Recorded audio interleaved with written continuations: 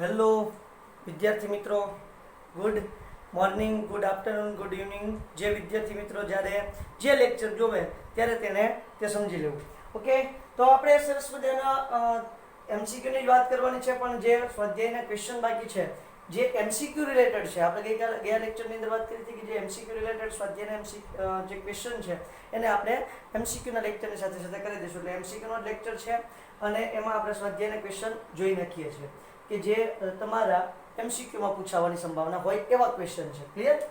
નીચે 6 ઇલેક્ટ્રોન માટે quantum આંકના set આપ્યા છે. 6 ઇલેક્ટ્રોન છે A B C D E F.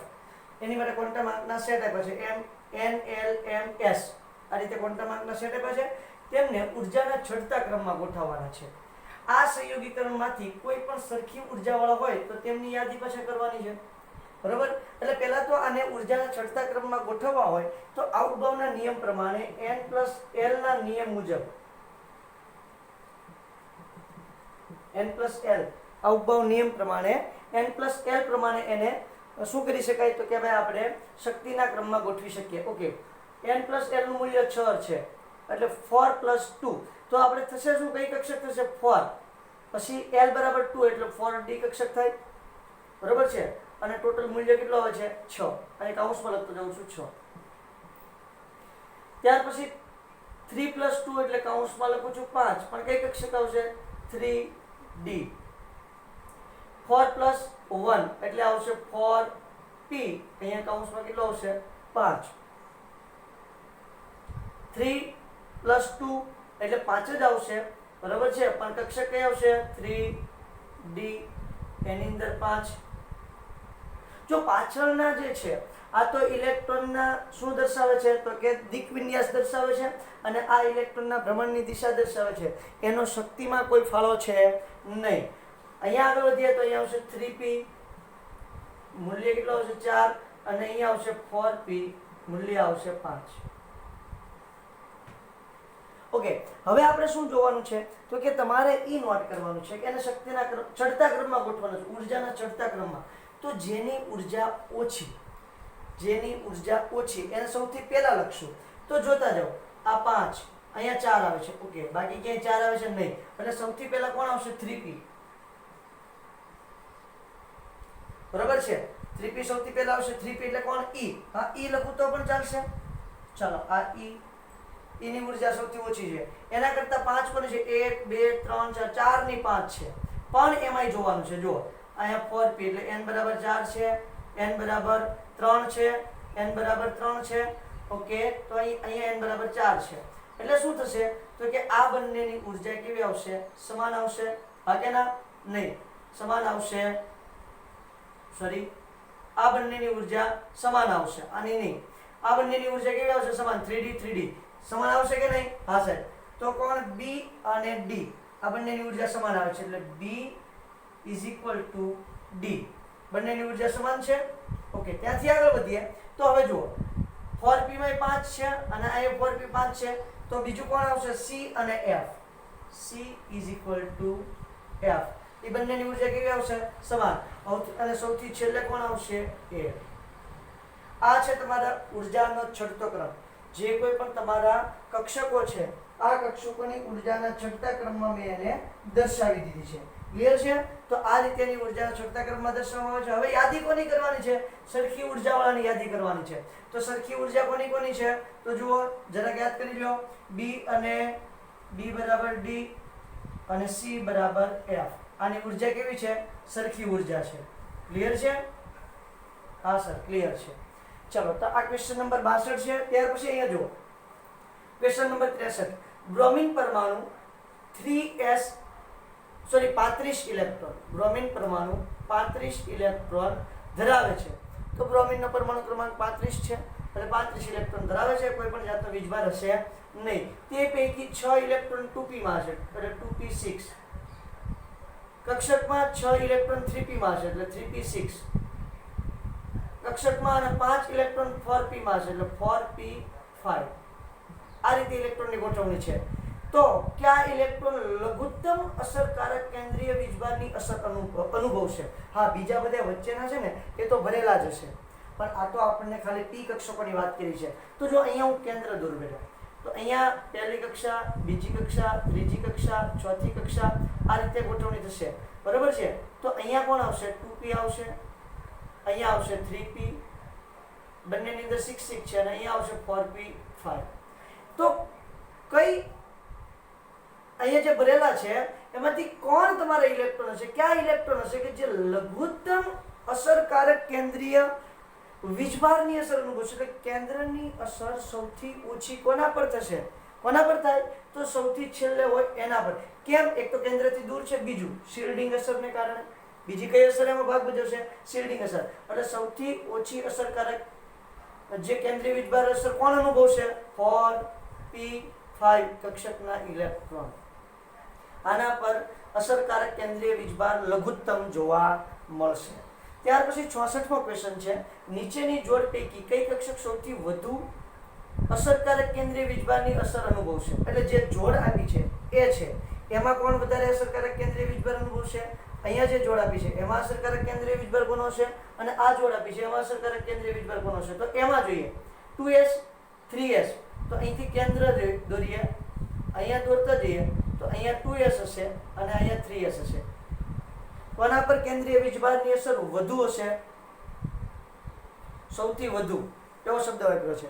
તો 2s ઉપર હશે કે 3s ઉપર? તો કે એ છે એની અંદર 2s ઉપર કેન્દ્રીય અસરકારક જે વીજભાર છે એની અસર કોના પર વધારે છે? તો કે 2s કક્ષક ઉપર હશે. જે બી આપેલું છે 4d 4f, હજી આપણે આગળ લઈએ તો અહીંયા 4d લઈએ અને પછી 4f લઈએ. તો કોના પર અસરકારક કેન્દ્રીય વીજભારની અસર ઓછી હશે? 4f ઉપર. કોના પર વધારે છે? 4d ઉપર.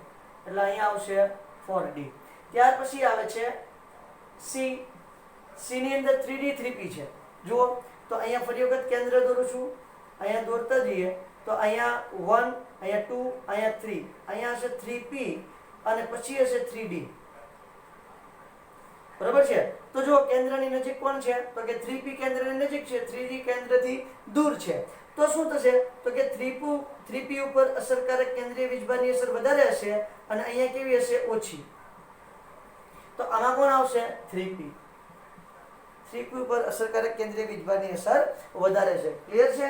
ચલો ફટાફટ ત્રણેય ક્વેશ્ચનને નોટ કરી લે બેટા, આગળ વધીએ. Okay, question number 65. Al અને Si ની 3p કક્ષકમાં અયુગ્મિત ઇલેક્ટ્રોન હાજર છે. તો કયો ઇલેક્ટ્રોન સૌથી વધુ અસરકારક કેન્દ્રીય વીજભાર અનુભવશે? મતલબ શું કહે છે કે ભાઈ એ એલ્યુમિનિયમ છે, એની ઇલેક્ટ્રોન રચના આપણે જોવા જઈએ તો શું આવશે? Neon 3s2 3p1. બરોબર. આ એલ્યુમિનિયમની ઇલેક્ટ્રોન રચના છે, પરમાણુ ક્રમાંક 13 હોય. હવે એવી જ રીતે તમે કોણ જોવા જશો? સિલિકોન, પરમાણુ ક્રમાંક 14 હોય. સિલિકોનની ઇલેક્ટ્રોન રચના જોવા જાવ તો નિયોન 3s2 3p2. હવે એમ કહે છે કે આ ઇલેક્ટ્રોન અને આ ઇલેક્ટ્રોન, આ બંને ઇલેક્ટ્રોનમાંથી કોણ વધારે અસરકારક કેન્દ્રીય વીજભાર અનુભવશે? તો જુઓ હવે શું થશે તો કે ભાઈ પહેલા તમારું સરસ મજાનું કેન્દ્ર છે, અહીંયા આપણે એની કક્ષાઓ દોરી દઈએ. અહીંયા નિયોન એટલે સુધી આવી જાય છે, બરાબર. પછી શું આવે છે? અહીંયા 3s1 આવે છે અને તમારું જે સિલિકોન છે એમાં અહીંયા શું આવશે? તો કે ભાઈ કેન્દ્ર 1 2 3 અને અહીંયા 3s2 આવે છે. હવે અહીંયા 13 પ્રોટોન હોય અને 13 ઇલેક્ટ્રોન પર બળ લગાડે. પછી શું થશે? અહીંયા 14 પ્રોટોન થઈ જશે અને 14 ઇલેક્ટ્રોન પર બળ લગાડશે. જેથી કરીને શું થશે બેટા કે 13 પ્રોટોન 13 ઇલેક્ટ્રોન પર બળ લગાડે એના કરતાં 14 પ્રોટોન 14 ઇલેક્ટ્રોન પર બળ લગાડશે એટલે વધારે બળ હશે. કેવું બળ હશે? વધારે. જેથી કરીને આ ત્રિજ્યા સેજ નાની થશે. આની પછીનું જે ત્રીજું ચેપ્ટર આપણે જોશું એની અંદર આ વાત શીખવાની છે. આ ત્રિજ્યા સેજ ઘટશે એટલે અસરકારક કેન્દ્રીય વીજભાર કેવો થશે? વધશે. એવું કહી શકાય કે કેન્દ્રમાં 14 પ્રોટોન અને 14 ઇલેક્ટ્રોન હોવાને કારણે સિલિકોનના જે p કક્ષકના ઇલેક્ટ્રોન છે એના પર અસરકારક કેન્દ્રીય વીજભારમાં શું થશે? વધારો તમને જોવા મળે છે. એટલે અહીંયા હું આ ભૂસી અને એની જગ્યાએ સીધો જવાબ લખી નાખું છું. શું થશે કે ભાઈ એલ્યુમિનિયમના 3p કરતા સિલિકોનના 3p ની 3p નો અસરકારક કેન્દ્રીય વીજભાર કેવો હોય છે? વધારે. ક્લિયર? ચલો ત્યાંથી આગળ વધીએ. અયુગ્મિત ઇલેક્ટ્રોનની સંખ્યાનો નિર્દેશ કરો. આવો ક્વેશ્ચન ક્યારેય પૂછાય નહીં કે ભાઈ આમાં અયુગ્મિત ઇલેક્ટ્રોન કેટલા છે. હવે ફોસ્ફરસ લઈએ. ફોસ્ફરસનો પરમાણુ ક્રમાંક 15 છે. એટલે શું થાય? એની ઇલેક્ટ્રોન્સના નિયોન 3s2 3p કેટલા 15 હોય એટલે 3p3. તો અયુગ્મિત ઇલેક્ટ્રોન કેટલા છે એની અંદર એ જોવાનું છે. અયુગ્મિત ઇલેક્ટ્રોનની વાત કરવાની છે. તો અહીંયા અયુગ્મિત ઇલેક્ટ્રોન કેટલા આવશે તમારા? 3 એ 3 ઇલેક્ટ્રોન કેવા હશે? અયુગ્મિત હશે. જોઈ લો કારણ કે p કક્ષકની અંદર હોય એ 3 એ 3 ઇલેક્ટ્રોન કેવા હોવાના છે એના? અયુગ્મિત. કઈ કક્ષકની અંદર બેટા? p કક્ષકની અંદર રહેલા 3 એ 3 ઇલેક્ટ્રોન કેવા હશે? અયુગ્મિત. 3 એ 3 ઇલેક્ટ્રોન પહેલા આ રીતે ગોઠવાશે 1 2 ને 3 એટલે અયુગ્મિત હશે. ચાલો આ એની વાત થઈ છે. b ની વાત સિલિકોન કરીએ તો સિલિકોનનો પરમાણુ ક્રમાંક કેટલો થાય છે? 14. બરાબર છે? ઓકે. સિલિકોનનો પરમાણુ ક્રમાંક 14 થાય. 14 સિલિકોન એટલે ni. અહીંયા શું થશે? 3s2 3p2 એટલે અહીંયા અયુગ્મિત ઇલેક્ટ્રોનની સંખ્યા કેટલી આવશે? 2. 1 અને 2. ઓકે. ત્યાર પછી વાત કરીએ છીએ c ક્રોમિયમની. તો જોઈ લો ફરી વખત ક્રોમિયમમાં શું થશે બેટા? તો કે ક્રોમિયમ છે એનો પરમાણુ ક્રમાંક 24 હોય. 24 Cr સોરી નહીં Ne આવશે. ઓકે. તો એનો ઇલેક્ટ્રોન રચના જોવા જઈએ તો આર્ગોન 3d5 અને 4s1. આપણે સ્પેશિયલ કેસમાં જોયું હતું ક્રોમિયમ અને કોપર. રેડી? તો એમાં ક્રોમિયમ છે તો આની અંદર જો આ 5 ડી કક્ષક છે. 1 2 3 4 5 અયુગ્મિત હશે અને 4s ની અંદર પણ એક ઇલેક્ટ્રોન કેટલો હશે? અયુગ્મિત. એટલે 6 ઇલેક્ટ્રોન અયુગ્મિત હશે. ત્યાંથી આગળ વધીએ તો આયન આવે છે. આયન એટલે ડી છે. એનો પરમાણુ ક્રમાંક કેટલો થશે? આયનનો પરમાણુ ક્રમાંક 26 હોય. એની ઇલેક્ટ્રોન રચના જોવા જઈએ તો આર્ગોન કોર શું થશે? 3d6 4s2. તો અહીંયા અયુગ્મિત ઇલેક્ટ્રોનની સંખ્યા તમે ગણવા જશો ને તો જો 1 2 3 4 5 બરાબર. 1 2 3 4 5 ટોટલ કેટલા ઇલેક્ટ્રોન સમાવવાના છે? 6. એટલે અયુગ્મિત કેટલા રહેશે? 4. 4 ઇલેક્ટ્રોન અયુગ્મિત રહેશે. અને સૌથી છેલ્લે આવે છે ક્રિપ્ટોન. બરોબર છે? Krypton ABCDE. ક્રિપ્ટોનનો પરમાણુ ક્રમાંક છે 36. તો એની ઇલેક્ટ્રોન રચના શું થાય? આર્ગોન કોર આ જે ચોકઠું છે એને શું વાંચીએ છીએ આપણે? કોર. એ ચોકઠાને પછી આપણે પાછું અલગ નામ આપવાનું છે. એને સાંદ્રતા પણ કહેશું. આ ચોકઠાને આ ચેપ્ટરની અંદર કોર કહીએ છીએ. પછી જ્યારે ચેપ્ટર નંબર 6 આવશે સોરી 7 આવશે સંતુલન ત્યારે આને આપણે સાંદ્રતા કહીશું. બરાબર છે? તો જો એની ઇલેક્ટ્રોન રચના શું થાય? 3d10 4s2 4p6. એટલે એની અંદર એક પણ ઇલેક્ટ્રોન અયુગ્મિત હશે નહીં. એટલે અયુગ્મિત ઇલેક્ટ્રોનની સંખ્યા કેવી હશે? 0. ઓકે. ચાલો ત્યાર પછી 67મો ક્વેશ્ચન. આ થોડોક ઇન્ટરેસ્ટિંગ ક્વેશ્ચન છે. n બરાબર 4 સાથે કેટલીક પેટા કોષો સંકળાયેલી હોય છે? n બરાબર 4 હોય એની સાથે પેટા કોષોની સંખ્યા કેટલી? પેટા કોષ કીધું છે, કક્ષક નથી કીધું. તો પેટા કોષ કેટલી હોવાની છે? 4. કારણ કે આપણે કીધું છે n ની જેટલી સંખ્યા હોય એટલી સંખ્યા કોની હોય? l ની. જોઈ લઈએ n બરાબર 4 હોય ત્યારે l બરાબર 0 1 2 અને 3 થાય. ઓકે. તો l બરાબર 0 હોય ત્યારે s કક્ષક, l બરાબર 1 હોય ત્યારે p કક્ષક, l બરાબર 2 હોય ત્યારે d કક્ષક અને l બરાબર 3 હોય ત્યારે f કક્ષક. પેટા કોષ ટોટલ કેટલા થશે? 4. s પેટા કોષ, p પેટા કોષ, d પેટા કોષ અને f પેટા કોષ. ચલો b માટેની વાત કરીએ તો b માટે શું કહે છે? n બરાબર 4 તથા ms એટલે કે સ્પિન ક્વોન્ટમ -1/2 હોય તો ઇલેક્ટ્રોનની સંખ્યા કરો. બહુ ઇન્ટરેસ્ટિંગ ક્વેશ્ચન છે. જો n બરાબર 4 હોય ત્યારે કક્ષક કેટલી હોય? કક્ષકની સંખ્યા તો n² થશે. n² બરાબર 4 નો વર્ગ બરાબર કેટલા થાય? 16. 16 કક્ષક છે. હવે 16 કક્ષકની અંદર કેટલા ઇલેક્ટ્રોન સમાવી શકાય? 2. એટલે ટોટલ ઇલેક્ટ્રોન કેટલા હોય? 32. કુલ 32 ઇલેક્ટ્રોન હશે. તેમાંથી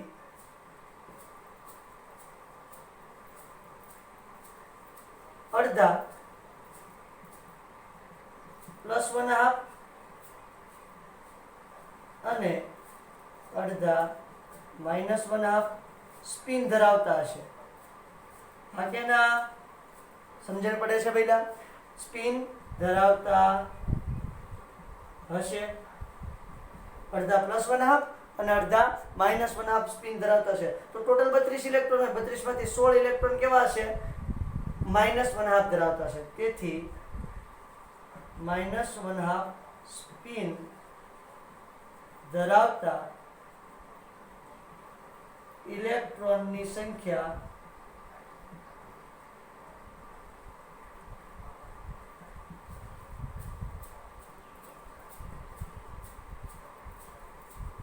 સોળ હશે. કેટલી હશે બેટા? ઇલેક્ટ્રોનની સંખ્યા 16 હશે. ક્લિયર? ચલો ફટાફટ સ્ક્રીનશોટ લઈ લો અથવા તો લખી લો. વિડીયો પોઝ કરીને આગળ વધીએ છીએ. બીજા ક્વેશ્ચન આપેલા છે. આપેલમાંથી ડી કક્ષક માટે કઈ ઇલેક્ટ્રોન રચના ખોટી છે? બરોબર છે. આપણે ખોટી ઇલેક્ટ્રોન રચના ગોતવાની છે. હવે તમે જોવા જશો ને, તમે પહેલો આ જોશો ને તરત કહી દેશો ચાલો ભાઈ આવડી ઇલેક્ટ્રોન રચના ખોટી છે. પણ જો અહીંયા ડી કક્ષકો બધી કેવી હોય છે? ડીજનરેટ હોય છે. આપણે એને કેવી કક્ષકો કહીએ છીએ? ડીજનરેટ. ડીજનરેટ એટલે સમશક્તિ.